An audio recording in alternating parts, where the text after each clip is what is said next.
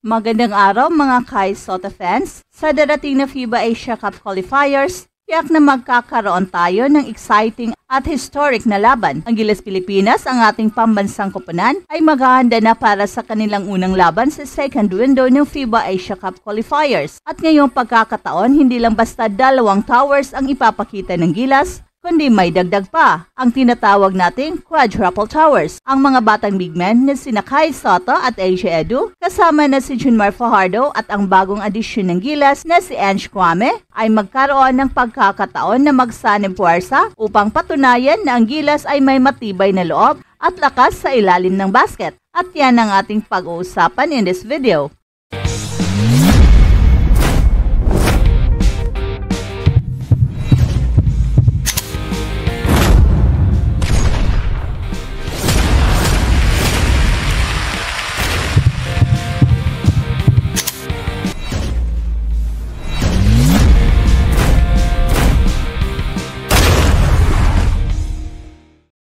Ang Gilas Pilipinas sa mga susunod na FIBA Asia Cup qualifiers ay magpapakita ng isang malakas na frontcourt na hindi lang basta binubuo ng dalawang twin towers, kundi isang mas malawak na depensa at opensa na kinabibilangan ng tinawag nilang quadruple towers. Ang mga batang big men na sina Kai Sota at AJ Edu na parehong may kahangahangang taas at mga kakayahan sa pag-block ng shot at pag-rebound ay siyang nagsisilbing pangunahing puwersa sa ilalim ng basket. Si Kai sa kanyang taas na 7'3" ay may natural na presence sa loob na siyang nagbibigay ng intimidation sa mga kalaban. Samantalang itong si AJ Edu sa kanyang defensive prowess at athleticism ay isang malakas na pader na magpapahirap sa mga kalaban sa pagpasok sa paint. Ang kanilang tandem ay makikita bilang hindi lamang isang magandang kombinasyon sa shot blocking at rebounding, kundi isang pagkakataon na mapalakas ang Gilas sa lahat ng aspeto ng laro. Well, hindi magtatapos dito ang depensa ng Gilas dahil kasama nila sa ilalim si Junmar Fajardo, ang kilalang Kraken ng PBA.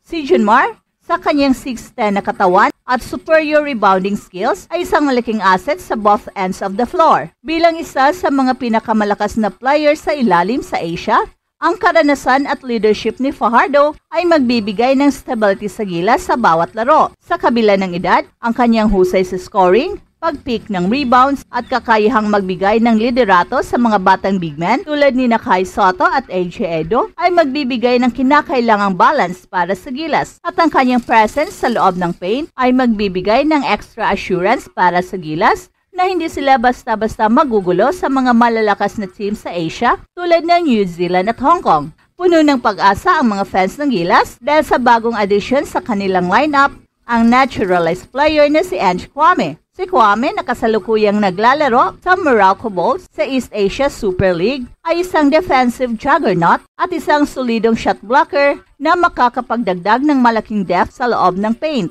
Ang kanyang 6'10" na taas at athleticism ay magbibigay ng flexibility kay Coach Tim Cone na magkaroon ngayon ng pagkakataon na magsanib puwersa ang apat na malalaking players na may kakayahang magbigay ng crucial stops at big rebounds. Si Kwame ay magsisilbing isa pang pang-depensa at opensa na asset para sa Gilas, kaya't may mga pagkakataon na maaring palitan si Junmar or si Kai sa loob ng laro at siguradong makikita natin ang isang malupit na frontcourt rotation. Sa tulong ng quadruple towers, ang Gilas ay magiging mas matibay sa depensa at mas malakas sa lahat ng aspeto ng laro. At isa sa mga dahilan kung bakit mataas ang kumpiyansa ng Gilas ay ang pagbabalik ni Kai Sota sa aksyon. Bagamat nagkaroon siya ng concussion protocol sa Japan B-League, hindi na ito hadlang upang magpatuloy siya sa kanyang pagpapakita ng talent at lakas sa larangan ng basketball. Sa kanyang 7'3" na taas at impressive stats, si Kai ay naging isang malaking asset para sa Koshigaya Alpha sa Japan B-League. Kasama ni Kai sa ilalim ng basket si AJ,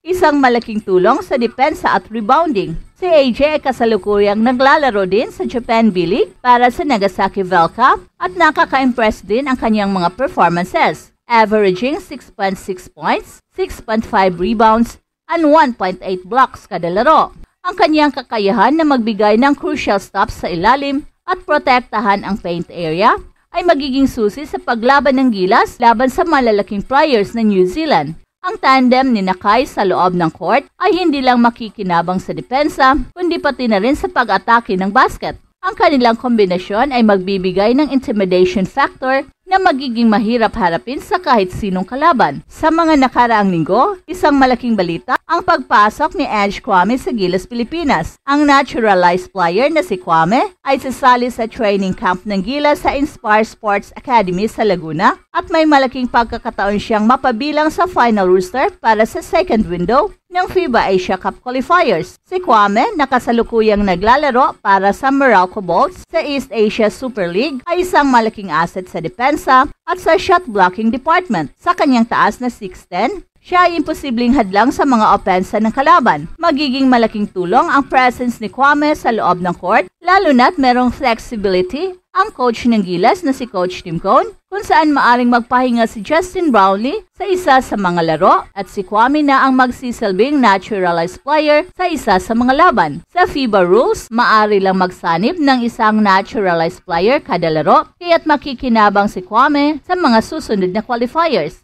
At bakit kampante ang Gilas sa darating na laban nila kontra New Zealand at Hong Kong? Una sa lahat, ang kanilang frontline ay mas matibay at mas malakas kaysa sa dati. Hindi lang nila hawak ang height, kundi pati na rin ang depensa at lakas sa ilalim. Ang presence ni Nakai, AJ, Junmar at Ange sa ilalim ay siyang magbibigay ng solidong depensa at control sa paint. Hindi rin matatawaran ang karanasan ng mga veterano tulad ni Justin Brownlee, Scottie Thompson at Junmar Fajardo. Ang kanilang leadership at experience ay magiging malaking bagay sa paggabay sa mga mas batang players na susubok sa first international experience nila. Sa tulong ng mga talented players tulad ni Kai Sotto, AJ Edu, Junmar Fajardo at Ange Kwame, tiyak na magiging mahirap para sa New Zealand at Hong Kong na magdomina sa laro. Bukod sa height at shot blocking abilities ng mga big men na ito, magkakaroon din ng mabilis na transition at flexibility ang Gilas sa kanilang game plan na siyang magbibigay ng kanilang advantage sa fast breaks at offensive sets. Kaya't inaasahan natin na magiging isang exciting at intense na laban ang paparating na FIBA Asia Cup qualifier sa Mall of Asia Arena. Ang Gilas Pilipinas ay hindi lang makikipaglaban para sa panalo, kundi makikipaglaban para sa bayan. Sa tulong ng kanilang quadruple towers, Kai Sotto, AJ